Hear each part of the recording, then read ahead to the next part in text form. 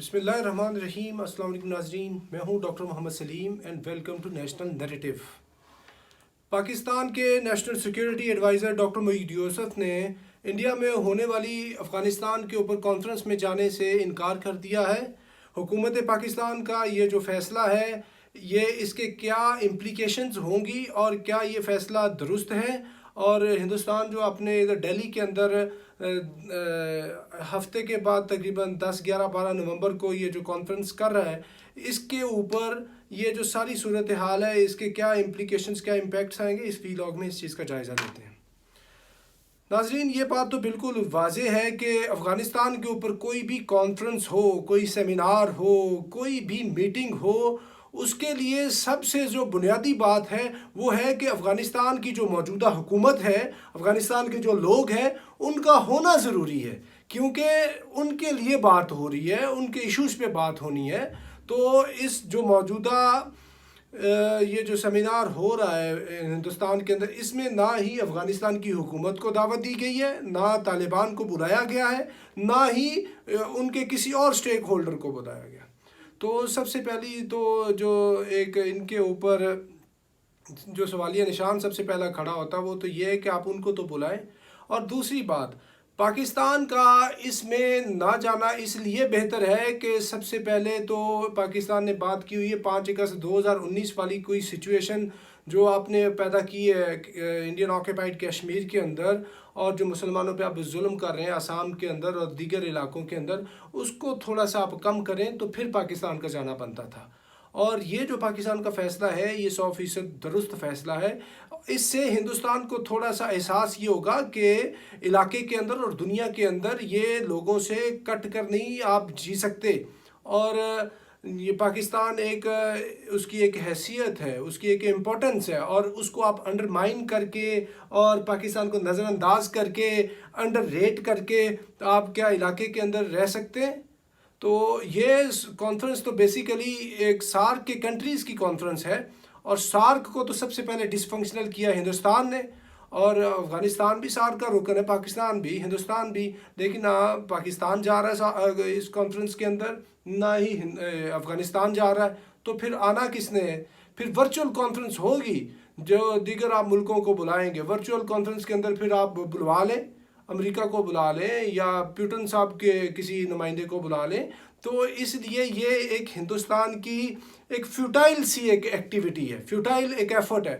میں تو ہندوستان کو یہ مشورہ دیتا ہوں کہ یہ جو امراللہ صالح لوگوں نے ایک ایگزائل کے اندر کامنٹ بنائی ہوئی ہے، اگر آپ نے جو افغانستان کے لوگوں کی لیجیٹیمیٹ افغان طالبان کی حکومت، اس کو نہیں بلانا تو چلو امراللہ صالح کے لوگوں کو بلا لیں جو گورنمنٹ ان ایگزائل ہے، لیکن آپ وہ بھی نہیں کر سکتے۔ یہ ساری کی ساری کانفرنس کا انعقاد صرف اور صرف اس وجہ سے ہندوستان کر رہا ہے تاکہ وہ خطے کے اندر ریلیونٹ رہے، تاکہ وہ افغانستان کے اندر دوبارہ سے انٹری ڈال سکے۔ اور افغانستان کے لوگوں نے تو کہا ہے آپ آئیں، ہمارے ساتھ ٹریڈ کریں، بزنس کریں، دوسرا انفراسٹرکچر ڈیولپ ہونے والا ہے وہ کریں، ان کاموں کے لیے آئیں، لیکن دہشت گردی کے لیے نہیں آئیں۔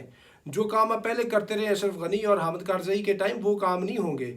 تو اس کے ساتھ ایک اور بات ہے کہ اگر ہندوستان کی نیت بڑی کلیئر ہے، اس نے تقریباً $1.5 بلین پہلے بھی افغانستان کے اندر لگایا ہے، اب جب کہ ادھر ہیومینیٹیرین کرائسس ہے، فوڈ کی شارٹیج ہے، دیگر چیزوں کی بہت ریکوائرمنٹ ہے، یا تو پہلے ادھر کوئی اس طرح کے معاملات as a good will gesture یہ چیزیں کرے، بھیجے، تاکہ افغانستان کی حکومت کو بھی پتہ چلے کہ واقعی یہ سیریس ہے، انہوں نے آن ہیومینیٹیرین گراؤنڈز ہمارا خیال کیا ہے، تو ہم ان کے ساتھ بات چیت کرنے کے لیے تیار ہو جاتے ہیں۔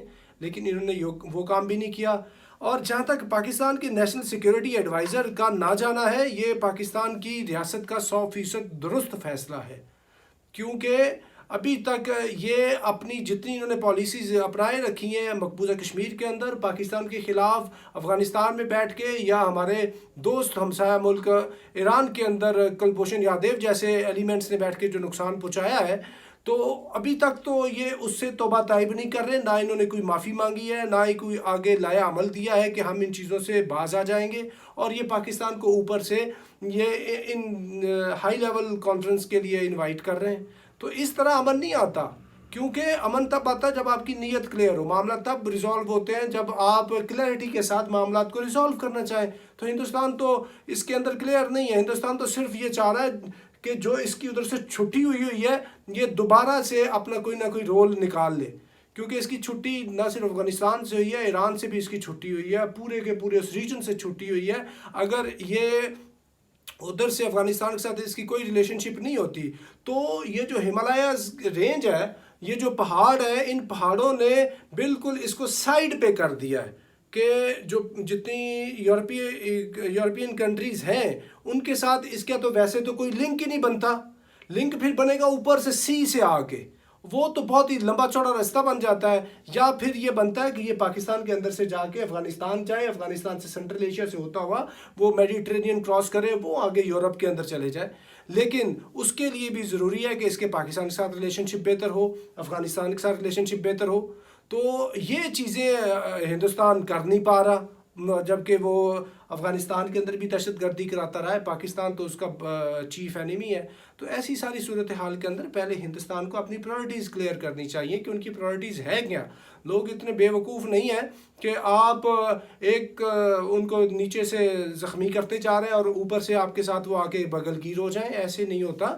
لہٰذا سب سے پہلے آپ اپنے آپ کو کلیئر بتائیں کہ آپ کس سائڈ پہ کھڑے ہیں. Are you standing on the right side of the room or wrong side of the room. So far you are standing on the wrong side of the room. First of all, right yourself, correct yourself, then people will come to know کہ you are corrected. تو جب آپ when you are correct تو then لوگ آپ سے بات بھی کریں گے، پاکستان بھی بات کرے گا. تو ناظرین، یہ پاکستان ہندوستان کے معاملات کے لیے اب تک کے لیے اتنا ہی. Up till next time, thank you very much. Pakistan زندہ باد.